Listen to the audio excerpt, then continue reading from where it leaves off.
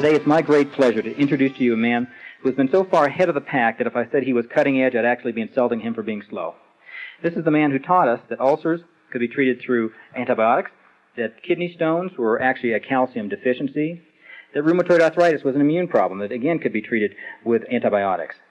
All these are mainstream strategies today, but 10 or 20 years ago when Doc started, it was very avant-garde. In fact, probably heresy. I want to get into today Doc's newest statement, which is exercise without supplementation is suicide. And Doc, this is a very intriguing concept, but you know, down through the years you've had so many things be proven right time and time again. I guess my first question to you is, are you the Sherlock Holmes of healthcare? I like to think so. I think that's probably a pretty kind description of what I do. And of course, the thing that made Sherlock Holmes famous was the fact that he would say just the opposite of what Scotland Yard was saying, and he was always right. I'd say you hit the nail right on the head. I like to be a Sherlock Holmes. What got you onto this line of thinking, especially with the athlete? Right now, everybody's telling folks to exercise, so are they just putting their head in the noose? They're actually putting their head in the noose. They're actually cutting their life by 30, 40, 50 years if they exercise and don't supplement. Where I ran into this was about 50 years ago, people began to study what sweat was. And they were these little bitty articles in biochemistry journals, the makeup of sweat. And it was very interesting. Most people thought sweat was primarily just salt and water, but sweat contains everything that's in your blood. And as you sweat, the primary purpose, of course, is to cool your body, but you're also losing nutrients. You're losing amino acids, you're losing vitamins, you're losing major minerals, you're losing electrolytes, you're losing trace minerals, rare earths. And it's a kind of a trickle charge. It's kind of like the toilet that just sort of runs a little bit, drip, drip, drip, and you get a water bill for $500 at the end of the month. It doesn't seem like much, but it does in fact cost you in health and longevity. And so about 25 years ago, because I was an athlete in high school and college, I played football and wrestled. Of course, you sweat a lot in both those sports. And I only weighed 123 pounds and played middle linebacker and played offensive center. That's back in the old days when the players played both offense and defense. And only at 123 pounds. I was very aggressive, but never got an injury. And all these big guys, 200, 240 pounds, were always getting injuries in their ankles and so forth. And the reason I didn't was because living on the farm, I was able to have access to trace minerals that we gave to calves. And so putting together practical experience and taking advantage of some, what was 50 years ago, esoteric research, you know, what's in sweat kind of thing, put it together. And came up about 25 years ago that you were, in fact, throwing your life away if you were exercising and not replacing the minerals you're sweating out. Wow. You know, it kind of reminds me back, I don't even know when this was, but all of a sudden jogging came up, and was it Bill Kick? Jim Fixx. Fixx, okay. They're close. Jim Fixx, spelled with two X's, F-I-X-X. And, of course, he died at 52. And he wrote all the books, Run Your Way to Health, Jog Your Way to Health. And there wouldn't be any running shoes. And yeah, wasn't it a number of the runners, including him, just all of a sudden died? They all do. They all die suddenly. Pretty profound statement. All these guys are supposed to be healthy. They have 4% body fat. What it is, they're sweating out all of their minerals, which protect them from various diseases, including ruptured aneurysms and including heart attacks. In fact, there was a long-distance runner who died in July of 2000. His name was Leonard Hilton. He ran the sub-4-minute mile 32 times, and he was a student of Jim Fixx's, and always praised Jim Fixx and all his knowledge and training techniques. And Jim Fixx died at 52, and Leonard Hilton, Jim Fixx's student, died at 52. That's pretty much what you're going to get. There has never been a professional athlete lived to be 100. And if exercise in of itself was useful for health and longevity, there should be a lot of professional athletes living to be 100, not a single one, Craig. Wow. It might have been you that says a couch potato is actually living longer than these guys. Yeah, you're exactly right. That's me. I like to teach people the basic truth by saying something that's very provocative. That way they remember as a concept. But basically what I did, since there was lots of articles written by long-distance runners saying, hey, you guys, we can get high. We can make our own opium in our brain, and you can get drugged out running long distances here and get into la-la land legally, not worry about getting arrested or anything, just by running. You can lower your cholesterol by running. You can lower your body weight a couple of points. You can get your body percentage of fat down. There's all kinds of wonders to running, how healthy it is. It's good for the cardiovascular system. But it always kind of fascinated me. There was never anything that said athletes live longer. So I decided to do my own survey, and I started looking at obituaries of professional athletes and university and college athletes compared with obituaries of couch potatoes.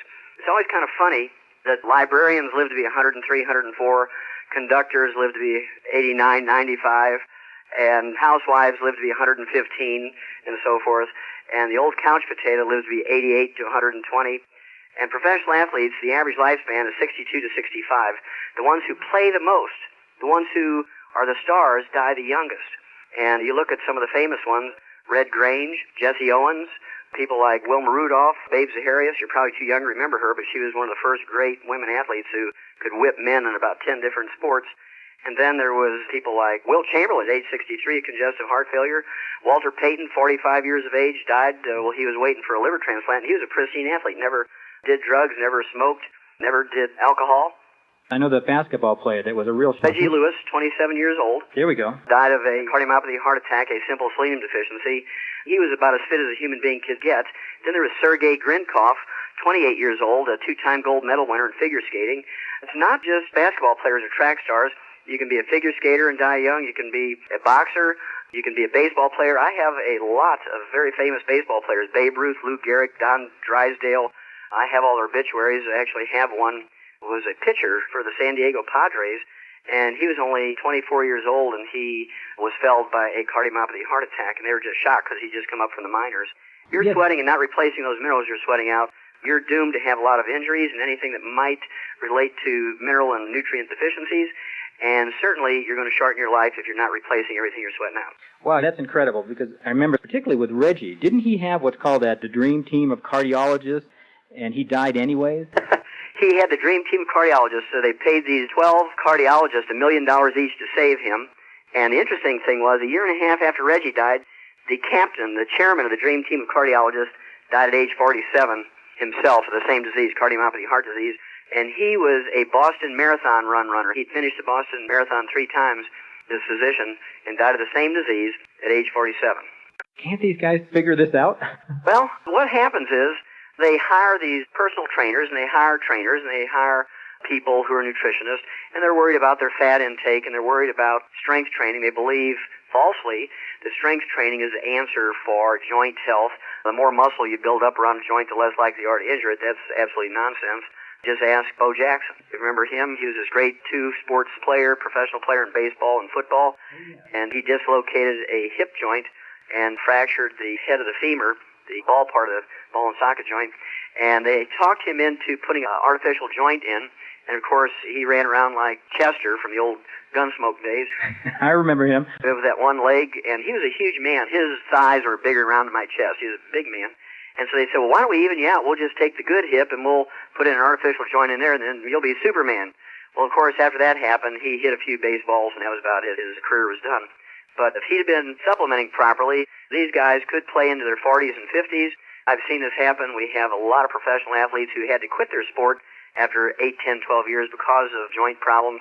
We get them on our nutrient replacement programs, and just in 6 months' time, they're stronger and more fit and have more agility and flexibility than they were when they were actually playing.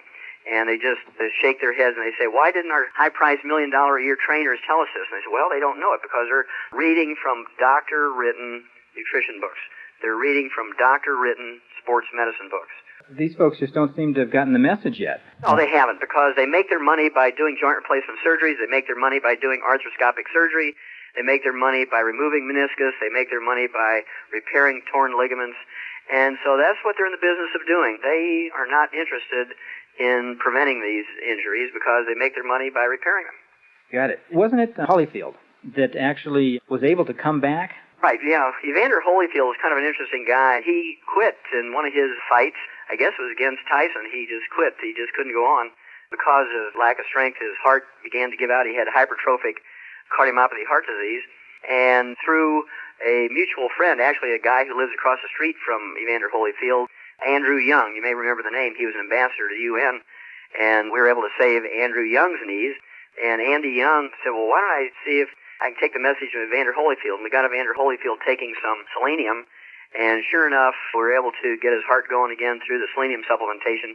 Actually, a more complete program than that, but it included special interest in the selenium part of the program. And as you see, he was able to come back and defend his title several times. And, of course, he's been boxing, not necessarily to the level he'd want to be. He's lost the last couple of fights, but he's a remarkable athlete. And without that supplementation, he would have been finished a long time ago. Looking at your background, you have kind of a unique background to be talking about human nutrition. But I think it probably gives you an interesting perspective. I know you started as an ag major and went to veterinary school first, and then you did a lot of research with the human studies. Well, I think the advantage that gives me, Craig, is that in animals, we don't have insurance. We don't have Blue Cross, Blue Shield, major medical, hospitalization, Medicare, and Medicaid. We don't have personal trainers. We don't have personal nutritionists. And so what we had to learn to do was prevent and cure diseases in animals with nutritional formulas, very economical, to do it that way on a herd basis, put everything in their feed pellets. And that's why we have mouse pellets, rat pellets, hamster pellets, guinea pig pellets, rabbit pellets, duck pellets, goose pellets, hen laying mash, chick pellets, poult pellets, horse pellets, sheep pellets, and so on. And dog food canned, dried, cat food canned and dried. And every one of these rations is a perfect mix of every known nutrient necessary for these animals. And if we were to use a human healthcare type of system, especially the sports medicine system in animals, it'd be sticker shock for you.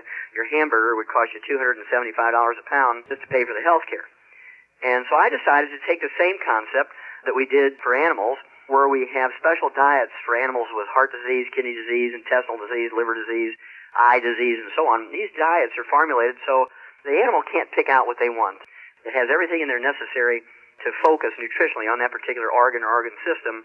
And I just said, well, if it works in animals so well, which it does, why wouldn't it work in people? And so about, I'd say 1978, after trying from 64 to 78, which is 14, 15 years, I'd written my scientific articles and books and lectured to doctors, and I couldn't get doctors interested in the concept. They'd pat me on the back and say, oh, that's very interesting, but that's in animals, not people.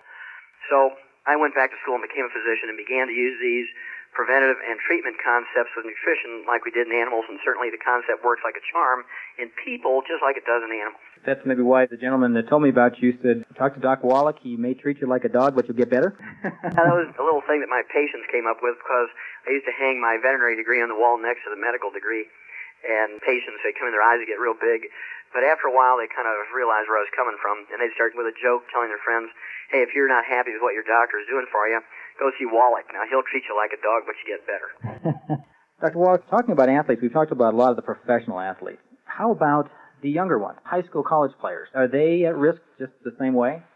Oh, absolutely. According to the Center for Disease Control out of Atlanta, Craig, a lot of these young athletes under the age of 30 drop dead each year while they're training, exercising, or participating in sport. I saw some figures earlier this month which said that the death rate from sudden heart attacks in young athletes has actually gone up by 10% in the last year. And so there's no nutrients of any value in Pepsi-Cola, Coca-Cola, Dr. Pepper, Gatorade, and so forth, and water, just plain water. And so these young athletes wanting to get scholarships, wanting to get into the pros, and as a result, they train hard, they do all the right things, they do what their trainers tell them to do, they just don't supplement properly, and as a result, a lot of these kids who are really professional level quality athletes, even when they're in junior high and high school, these kids will get injuries that will kill their career. And there's nothing worse than these people training these kids, getting them up to the point where they are really superstars, and then a knee blows out, or they tear an Achilles tendon, or they get a shoulder injury.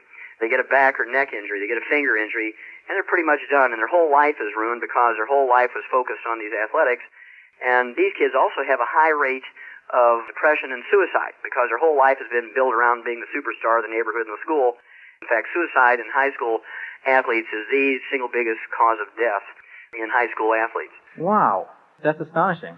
Not to mention kids like that, or young people like that, blowing out a knee, they've just thrown away a lot of money. That's correct. Not only the investment they've already put in, but paying forward, so to speak, their future investment and their life, because they know when they excel and so forth and have all these benefits of the training and they have this natural talent, is really a shame. And so I do make an appeal to parents and coaches and trainers out there who might be listening to call your toll-free number, get the information, and give these young athletes a more complete replacement program so that if they do get injured, if you run into a wall, you're going to get injured, you can repair quicker. The likelihood of injury is very, very slim, just simply by replacing everything you're sweating out. Got it. People listening to this, a lot of folks, we're talking about nutrition especially, will say, well, how long do I need to take these sort of things? You take all these supplements properly until you stop using oxygen. Got it. There's a reason for that, and that's because our food does not contain these nutrients, and no matter how well you eat, you could spend $1 million per meal, and you're still not going to get everything you need by eating. And so you do have to consciously supplement, whether you sweat or not. But if you sweat, you're really obligated to do it in a very, very intense way. calcium deficiency, from everything that we've talked about in the past, seems to be, again, to use the word epidemic. And wasn't that what got your attention at one point in time with twitching eye or something, if I remember the story? Yeah, my personal story was I was a teenager, 14 years old, and my eyelids would twitch so bad you could actually hear them making a noise, clicking. And asked my mom what it was, and she didn't know, and she panicked because she could see my eyelids jerking. It looked like I had some kind of electrical thing on there. My eyelids were just twitching. It looked awful. And she took me to an eye doctor. I had to drive 80 miles to St. Louis to go to one of the top eye doctors. And after a long day, she finally determined that my eyelashes were long and they were hitting my glasses and curling back and tickling my eyeballs. And she gave me a Maybelline mascara eyelash brush, and she said I have to retrain my eyelashes. Oh, I bet that went over well. Oh, yeah. It didn't go over very well. Of course, I was playing football and wrestling, and I could just imagine myself sitting on the bench there with 25 or 30 200-pound guys playing with my eyelashes with a Maybelline eyelash brush. And so I dismissed that suggestion, went to the school library, and started looking up muscle cramps and muscle twitches in a health book written by a couple of nurses. And they said very clearly that muscle cramps and muscle twitches are caused by calcium deficiency. And so I went home and I started using the calf pellets that we gave the calves. We had plenty of calcium in. When all the other kids were eating candy and so forth, I was eating calf pellets. And so at a very early age, I was very aware that mineral supplements were very, very necessary. And like I said, I would take a fencing tool and knock a corner off one of the trace mineral salt blocks. I would take calcium supplements because I was small. And playing football, middle linebacker, I just never got injured in 4 years of playing because even though I was extremely aggressive, because I was taking all the raw materials to rebuild my body. And in wrestling, where you sweat more than anything else, I would spend most of my day not in class. I was running up and down the stadium steps, the football stadiums, just to stay fit for my wrestling program. And I know I sweat out a couple of quarts of sweat a day. And without replacing those nutrients, I know I would have some injuries at least, and certainly may have died. And you may recall, a couple of years ago, there were many wrestlers who died suddenly. Yes. Tried to blame it on some of the supplements they were taking, but basically they were wearing rubber suits and trying to lose 5 or 10 pounds to get down into a lower weight class, and they just sweat out all their nutrients and died suddenly from that. Well, Doc, what if someone were to come to you and say, I have a son that's in football or does a lot of athletics, or even a professional athlete? What would you tell them to protect themselves? Well, basically what they have to do is take a good basic supplement program that gives them all 90 essential nutrients plus the raw materials to develop properly and maintain and repair cartilage, ligaments, tendons, connective tissue, bone matrix, lay down the minerals necessary for a healthy and happy bone. Also, instead of just using water or Gatorade or one of the soft drinks as a fluid replacement as they're sweating before, during, and after the events in the training session, a sports drink, it has amino acids, vitamins, electrolytes, major minerals, trace minerals, and rare earths in it, plus 3 time-release energy sources. Tastes very good, and it's a concentrate. You put an ounce of this into a quart of water, a liter of water, and sip on that. You're going to trickle charge everything back into your system that you're losing as you sweat. And not only will this athlete reduce their risk of death and injury, but also their stamina is going to go way up. They will be much stronger in the third and fourth quarters. They'll be much stronger in the long-distance races in that last lap. They're going to be much stronger in any event than the opponents. Excellent. So, Dr. Wallach, we've kind of looked at the problem out there. Minerals seem to be the kingpin of what you're talking about, and it's funny because everybody talks vitamins. It's a good observation, Craig, because vitamins, if you work real hard, you can actually get vitamins out of your food because plants can take carbon out of the air and manufacture vitamin A and beta-carotene and all the B vitamins, C, E, and K. But plants cannot manufacture minerals. There's not a single function in your body that can take place without mineral cofactors. You cannot utilize oxygen. You cannot utilize energy. You cannot utilize vitamins. You can't utilize proteins. You can't utilize enzymes. You cannot utilize hormones. Nothing in your body will work without one or more mineral cofactors, and yet our foods cannot manufacture minerals like they do vitamins. And so over the years, I realized that the minerals were the limiting factor, and the lack of minerals were the limiting factor to long life, healthfulness, athletic prowess, and stamina. And I probably have known that since I was 14 years old, and certainly developed and collected a lot of information to back up that belief over the years. And basically, minerals are the limiting factor, and so you have to consciously supplement with them properly, especially if you're an athlete and sweating. The vitamins, even a blind hog will get an 8 carton sometimes. They supplement, fortify white bread, they fortify rice, they fortify chocolate bars, they fortify just about everything. What's this document 264 you faxed over to me? Well, U.S. Senate Document 264 was actually published by the U.S. Senate in 1936. And the U.S. Senate published this back in 1936, and it said at that time that there was no longer sufficient amounts of minerals in our farm and rain soils to give us everything we needed. And as a result, the food plants that were grown there were minerally deficient. As a result, the animals and people who ate these minerally deficient crops got mineral deficiency diseases. And according to U.S. Senate Document 264, the only way to prevent and cure these mineral deficiency diseases was to supplement properly. And we've known this in 1936. That's back at the time when we began to supplement vitamins and minerals and trace minerals into animal feeds and came up with mouse pellets and rat pellets and hamster pellets and guinea pig pellets and horse pellets and canned dog and cat food and so on to assure them optimal amounts of all known nutrients. They couldn't pick out what they wanted. Unfortunately for human beings, we're left to TV advertisements and newspaper advertisements and magazine advertisements and ignorant trainers who tell people, well, just drink Gatorade, just drink water, and just drink Pepsi-Cola because we get good kickbacks from them. Doc, I tell you, this is incredible. In fact, I've got some young children that now, in the back of my head, I've got all these questions going through my head on how to make sure that they survive this ordeal of growing up and being athletes. But unfortunately, we are right down to the wire. We're going to have to ask you to come back, maybe do this again. Love to do it, Craig. I want to thank you for being with us. This has been Dr. Wallach, National Lecturer on the Dead Doctors Don't Lie series, best-selling author, physician, veterinarian, and all-around good guy. Thanks for being with us, and for Craig Walcott here at Health Talk, have a healthy day.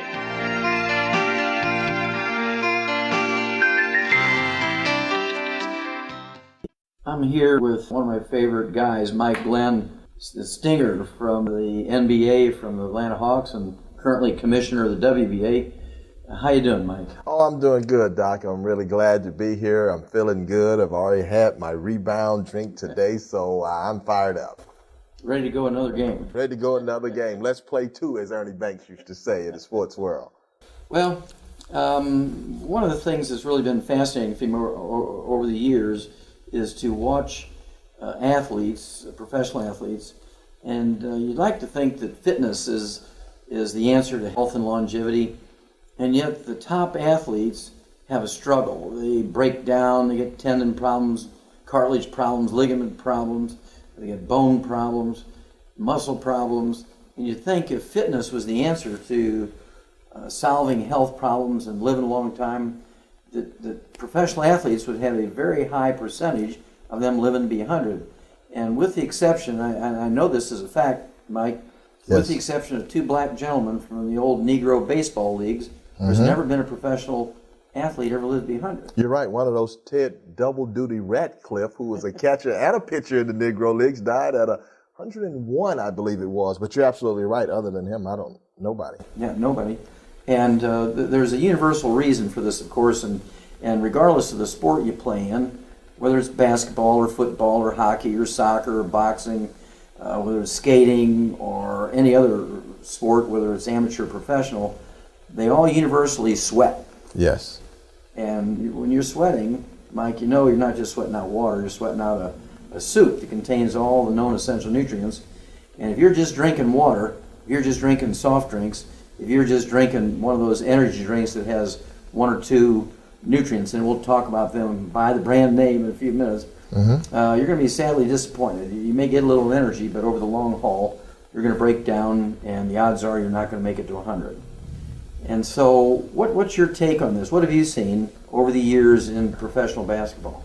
Doc, not only statistically doing research, but in my own personal life, I just turned 50 this past year, and 7 guys that I played with in college have passed on, all of them from health-related occurrences, nothing accidental. So I see in my own life the deaths, and so many of my former teammates in the NBA and college, they've had 2 hip replacements, knee replacements, they can hardly walk. They are really struggling. So I've seen it firsthand that a lot of the athletes, of course, we read about the super athletes like Kirby Puckett that recently passed, and the ultimate basketball hero of all, Wilt Chamberlain, a guy who averaged over 48 minutes a game for an entire season, averaged 50 points a game. He was just superhuman for a season. And we see Wilt pass at 63, and other heroes of sports like, of course, Walter Payton, one of the greatest, if not 45. 45, maybe the greatest football player that ever lived. And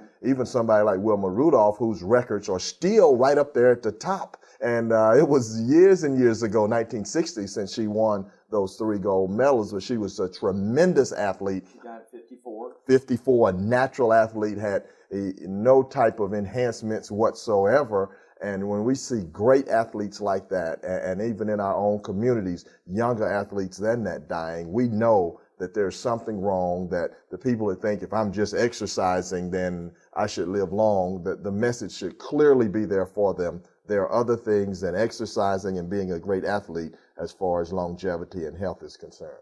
Yeah, you're exactly right, Commissioner. I'll call you Commissioner. Yes, sir. And, you know, you look at somebody like Reggie Lewis, died at 28, cardiomyopathy heart attack actually, he had 1 heart attack during a playoff game with the Charlotte Hornets. Right. And then some weeks later, he died of a second heart attack, selenium deficiency. And then more recently, there was a young lady, 19 years old, Rolanda Pierce. She's a freshman at Florida State University, 6'5". She was going to be the Michael Jordan of the WNBA. She was going to be it. She dies of a ruptured aneurysm at age 19, something a turkey wouldn't die from, because we eliminated ruptured aneurysms in turkeys in 1947. We learned that there was a simple little copper deficiency, and just by taking copper, you can prevent that. So I know the story, but why don't you share the story of one of our favorite modern athletes, Theo Ratliff? Sure. I, of course, am very knowledgeable of all the great nutritional products that I take and how they work. And as a broadcaster for the Atlanta Hawks, I was talking to one of the Hawks players, not Theo Ratliff, and I was speaking kind of quietly. This gentleman had several challenges, and I was talking to him a little bit about nutrition, and Theo overheard me. Theo said, "Mike, can I get with you? I want to talk to you about those nutritional things." And I met with Phil Oliver, a guy who had introduced me to the products, and I said, "Phil, we need to go out to dinner with Theo Ratliff." So we went out with Theo. Theo was a young, tremendous athlete. He had made the All-Star team. Philadelphia 76ers had traded him to the Atlanta Hawks, which is a red flag right away. Why would you trade a young 6'10" shot blocker who's a tremendous person, follows all the trainer's instructions, all the coach's instructions? He's a family man. He's doing everything right. Why would you trade a guy like that? He was not a druggy felon. Exactly. Exactly right. This is the kind of guy you want. You try to get on your team, not trade him away.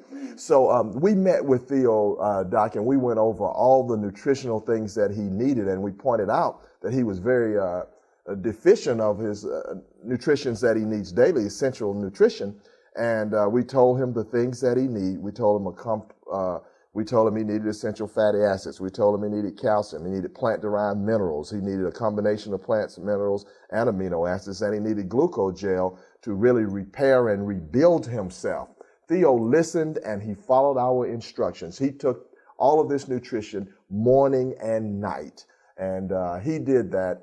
And he really recreated himself. Theo had been a guy, Doc, that when he got to the Atlanta Hawks, his knees would swell, his ankles were arthritic, he had a detached bone in his hip, and Theo was like 26 years old. I mean, old man's disease. He's 26 years old. Yes. Yeah. And just like we were speaking of earlier, here he's sweating out all these nutrients. Yes. And he's not taking them back in to maintain and repair his body. Yes. He was not supporting that maintenance system. He was depending on aerobics and fitness and muscle training and strength training. Yes. Yep. Yes, because the trainers were telling him that, Doc. They were saying, well, maybe if you stretch a little bit more. So they had him on icing and stretching and lifting weights to strengthen those muscles in the areas of the injury, and none of it. He was continuously falling apart. So we said, Theo, if you'll take these things and if you'll take them every day, we can repair and rebuild you. And Theo did. He took them religiously. One of the few athletes that we've introduced this to that have recognized you can't just take it one time and say, oh, I didn't feel anything, so I just stopped taking it, because they've been taking inferior products. So Theo took all of the nutrition. He went from a guy that missed 79 out of 82 games the previous year. He only played in 3 games, Doc, and I was right there in the locker room afterward. After each one of those 3, he was hurting. He was, oh, my hip is hurting. I don't know if I can play anymore. And coaches, can you just play a few minutes tomorrow night? You know? He's 26 years old. Exactly. Like, and then, the owners are thinking, we're paying you a lot of money for these little few minutes. All those dynamics enter into professional sports. But he could not play anymore. Theo was just in pain, and he was only hurting himself further. So he went from there to taking all the nutrition to rebuilding himself. Theo got to the point where he was playing 82 games, pain-free. He wasn't even icing his knees. Now, I played 10 years in the NBA. All centers ice their knees. That's standard equipment. You put your shoes on, you ice your knees after the game. Those go together. So Theo was so healthy. He had no pain in his knees, no pain in his hip. He was pain-free. He was just jumping out of the gym, just blocking shots, led the NBA in shots blocked, and was one of the top vote getters for Defensive Player of the Year. Theo was recreated. He was healthier than he had ever been before. Well, and then I know something really, really good happened to him after those 2 great seasons with the Hawks. What happened then?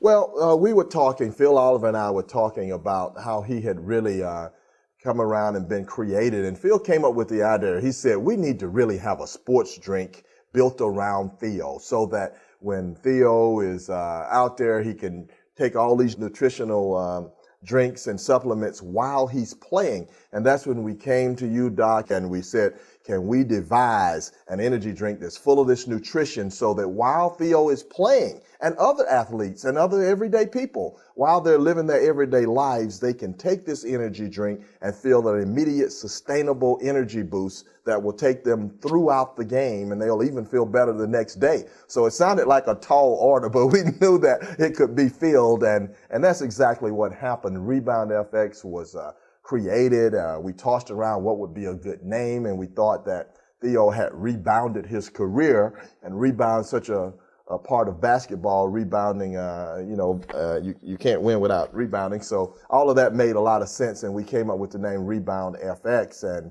Theo has taken it. Theo has introduced it to a lot of other professional athletes, as we have as well, and it has just developed and earned the reputation of being the best sports drink in the world. And coming from a sports background, my nickname is the Stinger, and all people know you have to earn your nickname. So if your name is Rebound FX, you have to earn it, and Rebound has certainly earned that name, Rebound FX. Yeah, I can remember there was one professional basketball player, I can't mention his name, but I can remember one guy, one of the top NBA players, he wasn't going to play on a Sunday, and we were at one of those basketball clinics on Saturday, and they actually had to have one of the kids who was there, who was going back to Miami, hand carry a case of Rebound FX to this basketball player because he wasn't going to play without it. That's right. What a great story, Doc. You're right. You're trying out for the WBA. You mentioned I'm the commissioner of the World Basketball Association. It's a young league. We work with young guys and try to give them opportunities, exposure, and development. This young kid had come up to Atlanta to try out, come from Miami to try out. And one of our professional athletes that is taking Rebound had a game that Sunday. And as you know, FedEx and UPS and a lot of the services that deliver don't really do it very often on the weekend. So we were having a real difficult time because he had to have it. He knows the benefits of it. We show the comparison of Rebound to athletes, and they know how significant it is to get any little edge, because the difference in winning and losing in superstar and a regular player in making the NBA not is sometimes fractions of a second. So any edge that they can get, athletes know they want it. So this kid was going back to Miami, and we had the idea. We met with the kid and said, look, we've got an athlete that needs this Rebound desperately. Can you, on your trip back, take a cab, as soon as you get to the Miami airport, take a cab, go directly to the arena, meet the security guard in the back door, and give this Rebound FX to this athlete, and he will give you 2 courtside seats for it. Wow. The kid was so elated and so happy. He said, will I? I'll be glad to. So the kid was, we didn't have to tell him about the benefits of Rebound. It was obvious if this professional athlete, superstar athlete, wanted it this much, it had to be very good. and he got a chance to sit on the floor right near the player's bench and see the game as he'd never seen it before, and see Rebound at work. The athlete got his energy drink, and he drank it throughout the game, and the benefits. It was just a win-win and a beautiful story for everyone. Yeah, that's I love that story, Mike. Thanks for sharing that. Sure. And of course, you don't have to be a basketball star, a football star, a boxing star, a baseball star to take Rebound FX. If you're the sort of person who needs a pick-me-up of a cup of coffee or a soft drink at 10 in the morning, at 3 in the afternoon, at 8 o'clock at night, you want to try Rebound FX. It does not have carbonation. It doesn't have sugar. It doesn't have phosphates in it. It doesn't have the things that are negatives from the standpoint of nutrition. And as a result, we find that the people who are using Rebound FX are people in addition to the athletes. Of course, it was originally designed for athletes. This is like gasoline for a high-performance race car, and you're not often going to get to use that in street cars, out in the street, because it's just such a high-performance fuel. Right. Well, here's a high-performance fuel for professional athletes that's accessible and usable by the average person on the street, whether you're kind of a weekend warrior and you play in the company's softball league, right? Yeah, or you like to go bowling on a Friday night, or you just like to play tennis or pick up basketball. There's so many people who break down, regardless of their age, whether they're in their teens, they're young adults in their 20s or 30s, yet middle-aged people.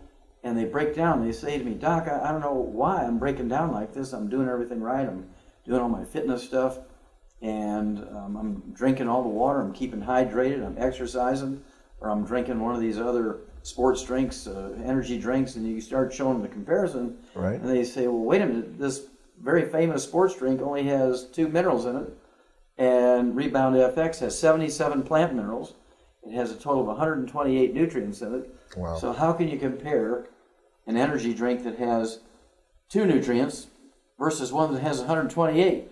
Right. It's just impossible. And Doc, oftentimes when I'm telling athletes that, I'll say, imagine now that you're in the boxing ring. We're going a few years back, and I show them the comparison. I say, you got this 1 minute break between rounds, and you're fighting a young Mike Tyson. Which one do you want? So that brings it home clearly right away. Give me a double dose of the Rebound, they say. So athletes really see the difference, though, the comparison, all the nutrition, the energy, the pickup, the ability to sustain your energy. It's just a no-brainer for anybody, really.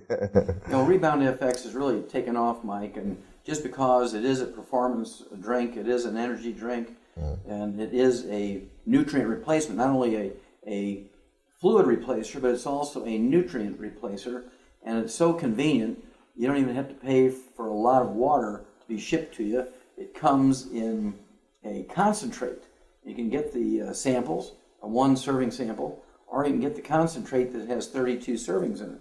You can make it really concentrated as 32 half quarts, or as it's designed for 32 quarts.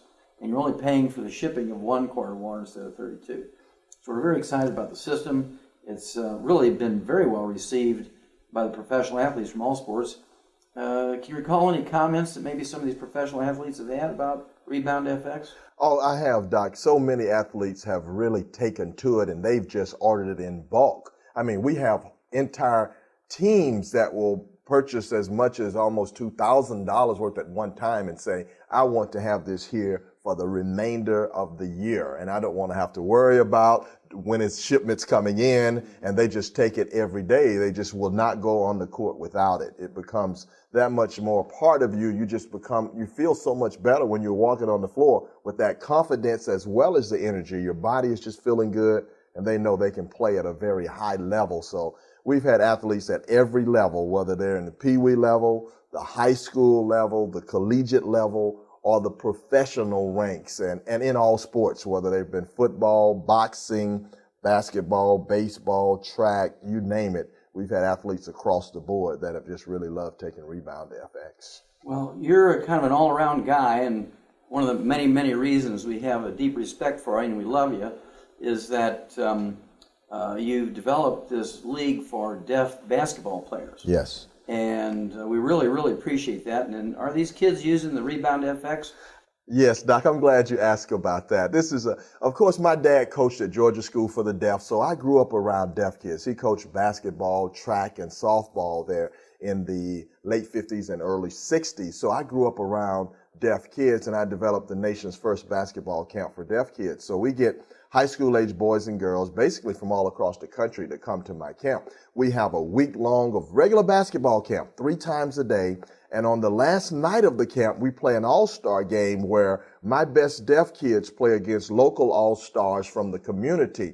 So they're kind of tired. It's been a long week, but they're very excited about representing the Mike Glenn Camp for the Hearing Impaired and about deaf people showing that they can play basketball as well as anybody else. And so we played, and I remember the first time I introduced Rebound FX to them, I just told them very briefly, this is a good drink. It has some nutrition. It'll help your energy. So we're going to have it available for the game. So they said okay, and you know how high school kids are. They wonder how it tastes and what is it, and they have been so accustomed to other sports drinks. And so I just put it out, and they were coming from it, and I told them, drink some of this. I had someone to give it to them, and I saw their reactions when they go back on the court. They had the energy, and they came back, and I say, which one? I want some more of that one. They were signing. They wanted the one with the rebound in it, and they didn't even know of all the nutritional things, but all the whole teams, the girls and the boys, were taking it, and after the game, they were saying, how can I get some more of that? So without hearing the whole story and knowing what it was going to do for them, that's like just a blind test. It was for a deaf test in this case, but these kids just tried it, felt it, they knew it worked, and they wanted it. So, and we've had Rebound available for them throughout the week now for the last couple of years, but it is just a part of the deaf community, the deaf sports scene, and still growing in every avenue you can imagine. Well, thank you for that feedback, Mike. And since you brought up the test word, yes, the thing that we're really proud of with Rebound FX and many other of our products is the fact that in New Zealand, which is probably the toughest country in the world when it comes to testing urine and testing sweat of players to make sure that they're not taking anything that gives them an advantage, something that's been banned, has been approved by the agencies in New Zealand that test for these things, and therefore it's also approved, because they're the toughest in the world, it's also been approved by the IOC. Wow. The International Olympic Committee. And what does that do? I mean, I know that amateur and professional athletes got to be worried when they're going to take something new. Is it going to affect their ability to play? Are they going to get banned from playing if they take something with some weird herb in it, or something that shows up in their urine, their sweat, or their blood? How important is that to a player? That is, Doc, because it's so much emphasis on it now in the media. All the emphasis on steroids or different drugs that and athletes that have died, famous athletes, and often they try to infer that it was because of something that they were taking rather than something that they're not taking. Yeah, there was a baseball player who died of something, and Right. they attributed it to the ephedra that he was taking. And then, boy, Congress got in it, and they banned ephedra, and then an attorney went back and sued the government and the FDA to get ephedra back on the market. But it has to be like a very, very tiny, tiny dose. You'd have to take a whole bottle, get the same dose as you used to be able to get. Okay, right. And I think that, Doc, has scared a few people, like, is ephedra in? so they have this undue alarm. So to know that it has been stringently tested, that these are beneficial nutrients, and that's what we really stress to people, that this is nutrition. This is not some drug or chemicals that you're putting in your body. This is the safest and the best thing, because they are plant-derived minerals, have been pre-digested by plants. And so we explain that to them, because there is this concern that if it's anything new that they've not heard of, that maybe it's one of those banned substances that will either make them illegal to play or will hurt them in the long run. But once we tell them these factors, they take it with confidence, and they know they feel it and like it, and then they pretty much go on from there. Yeah, this is a Rebound and several other products from our wonderful collection of products has been approved by at least one and maybe 2 agencies in New Zealand. And again, it's the toughest one in the world.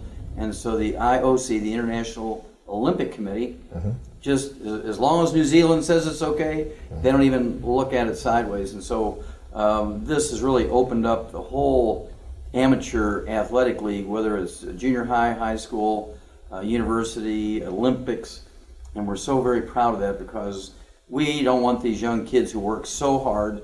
They learn the sport, the actual technology of the sport, they learn the system of the sports, and then they get fit, and then they start breaking down. And it's always the top ones. Yes. It's always the top. It is, Doc, and I think the top ones work harder. You know, people in sports recognize that. Sometimes people outside of sports think they're just naturally gifted, which they are gifted, or that they're just naturally blessed and it comes easily to them. But from my experience as a professional player, from interviewing, writing books about them, and seeing how they work, the guys that are stars are usually the hardest working guys on your team, which means naturally they sweat the most, they lose their minerals the most, and we found these adverse health effects on the best players because they sweat the most. I mean, they put more energy, more emotion, more time. They're into the playoffs. In the NBA, if your team does not make the playoffs, your season is over by the middle of April. But if you're going to the championship game every year, then you're going on toward the end of June. So you have much more intense games and practices, and you add that year to year to year, those superstars that are going those extra miles, they're going to be the one most adversely affected. Well, thank you so much for sharing all this information, and I know that people are going to want to hear this material that's going to be so vital to their long-term health and also their day-to-day health on the short term, because nobody wants to be walking around on crutches. Nobody wants to be sitting in the chair when you want to be out playing. That's the truth, Doc. And you know, you made me think of something else very quickly, though. My wife, who is she likes to walk and exercise to try to stay firm and slim. Around this area, Doc, in the Atlanta area, you have a lot of people that like walking up Stone Mountain and walking around the mountain. So you have a lot of people that are just doing those kind of exercise daily. And I know Phil's wife likes to do these kind of things as well. And they both are taking this Rebound FX every day. They're taking it to walk the mountain for their exercise. All their friends are taking it. So even if you're not, as we've mentioned, a professional athlete and you're competing at that level, if you're just an everyday person that wants a little extra energy and nutrition, it works very effectively. It tastes great, and it gives them that little extra energy, and they'll do an extra mile or two when they're taking that Rebound, and they find out that they'll lose weight quicker and feel better after they finish walking. Okay, I'm going to end this, Mike, with rebound. That's our drink. I like that. Yes, indeed. Puts me back in the sports world. Okay, Thea, you hear Mike, Lynn, and both Mike and Dr. Wallach talking about, Rebound and how we came about with Rebound and basically how our relationship, yourself and myself and Mike. But I wanted you to kind of tell your story and just kind of emphasize why were you such a different athlete in receiving this versus your colleagues, and what has it meant to you? Well, Phil, it's been tremendous to me as far as helping rebuild my career and furthering me along and giving me the ability to extend my career. It's been well documented of the different type of injuries that I've had throughout my career, and it always got to a point where I couldn't figure out what was going on with my body. And I overheard Mike Glenn speaking to one of my teammates when I was with the Atlanta Hawks back in about 2002, talking about minerals and calcium and mineral deficiency. And so when I heard him, I said, "Yo, Mike, come over here and speak to me about that a little bit." And he graciously, as he is a man, just came over and gave me some knowledge about what it was he was speaking of, and it was profound in what he was speaking about, because I had never had it put to me in that manner as far as athletes becoming mineral and calcium deficient, throughout their sweating out all their minerals during play, and also with the amount of energy and stuff that we exert during play, becoming deficient in those areas. So he told me about the great products at Longevity, and I was able to get on the products diligently, and rebuild, the cartilage from my hip injury, from my knee injury, and just all the different things that I had going on at the time. You know, I was in a situation where I had the hip injury where I couldn't figure out what was going on and, you know, why these things was just happening to me, you know, because I always try to keep myself in a superb physical health and always ready to get out there and play ball. But, you know, I was getting these minor injuries, knick-knack injuries and stuff that was just stopping me from continuing to be the player that I was. You know, like I said, with the minerals, that all changed. Once I got on the minerals and got to doing the Pig Pack Plus and taking the calcium and being diligent on it and taking it, you know, as it was food, you know, every single day, twice a day, I was able to rebuild my body and to be able to extend my my playing career. Well, Theo, you know, they had a rap on you that you were the kind of guy that got a lot of injuries. So why don't you just try to tell me, when did your injury start, and what, you know, at what point did you realize that there was something else that you needed to do? Well, I was diagnosed even when I first came into the league. They said I had a degenerative bone problem. How old were you then? That was when I just had come out of college. I wasn't any more than 22 years old at the time. So I had back issues.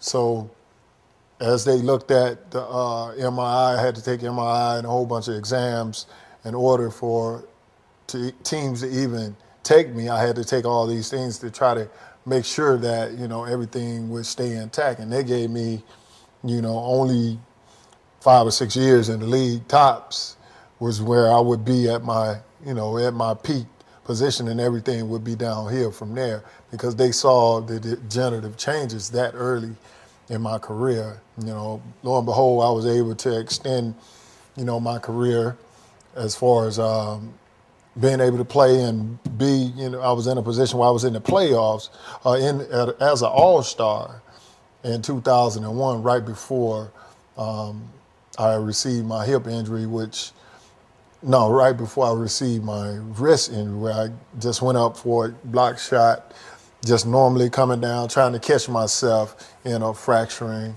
my wrist, having to have surgery, and then traded to the Hawks. And then my wrist healed, and during that same summer, right before the season started, I ended up tearing college. I didn't know what it was. I just went up for the ball, jumped for a ball, a routine thing that I do, you know, 1,000 times a game, and ended up tearing cartilage in my hip. Nobody knew what the diagnosis was. You know, I had to go see all these specialists and different things that would, you know, and finally figure out what was going on. So I had to have a surgery for that. And in my trying to recovery from that surgery, I just wasn't getting back to being able to play the game. And it had gotten to a point where I had sat out all year, tried to come back a couple of times, and it just wouldn't happen for me. So I had, you know, lost faith in, you know, what was going on as far as with trying to heal, and was real discouraged with what the doctors and stuff were saying. And, you know, I thought I was pretty much done with it because I wouldn't be able to be the same player that I was before I had the hip injury. But with that said, I had a great guy, Phil Oliver, to school me on exactly what I needed to do as far as taking the minerals and the calcium, along with Mike Glenn, and, you know, just got over my problem by being diligent on taking the product. And so from that, we produce Rebound. Yes. So how is Rebound, now that we have this Rebound FX, how has it benefited you and even some of your colleagues? Well, after being such a diligent student of the minerals and the calcium and constantly rebuilding my body, we kind of jointly, me, Phil, Mike, kind of jointly came up with the idea of having an energy drink to help sustain me throughout the game. When everybody else was going down in the fourth quarter, my energy was still elevating and staying at its peak position. And, you know, with that said, being 3-time shot block leader, one of the top defenders in the league, been pretty much winner up to being defensive player of the year and different things of that nature. It definitely helped excel my career. And by me having such a success, me seeing the success that I had, I wanted to go out to my colleagues and try to introduce them to these products as far as with the minerals and have them to understand what's going on with their bodies when they're going out, they're sweating out your minerals, using your calcium during play, and being able to replenish themselves with something that was healthy at the same time efficient. So prior to that, nobody explained to you about sweat, how important what you're sweating out is replacing it back in. Prior to meeting Dr. Wallach, Mike Glenn, and of course myself, no one, because you were around nutritionists, you were around doctors, no one ever explained it to you in that manner. No one ever really broke it down to me on what minerals are, how they work. We get the basic 4 food groups, and you need to be eating more carbohydrates and different things of that nature, but never to the detail on what helps build your body and what helps you sustain your body as far as how you losing sweat, how you losing your minerals through sweat and different things of that nature. No one ever sat down until I met you, Phil, Mike, and Dr. Wallach, and they really educated me on that. And so now we have a crusade. We're trying to just expose this information to not only just athletes, but to everybody who needs energy. Everybody needs these minerals. How often do you need them? Oh, you need minerals, like I said, just like you have food. Every single day you need to replenish yourself with the right minerals and, to help have longevity, in life, to live with, being disease-free, different things of that nature, and being able to have a healthy lifestyle. That's what it's all about. That's our crusade, is to try to give everybody ultimate health. Well, I tell you, that's a great crusade, and we thank God for you, for Rebound FX, and I think we'll sign off with saying, let's go rebound. Let's go rebound. All right. All right.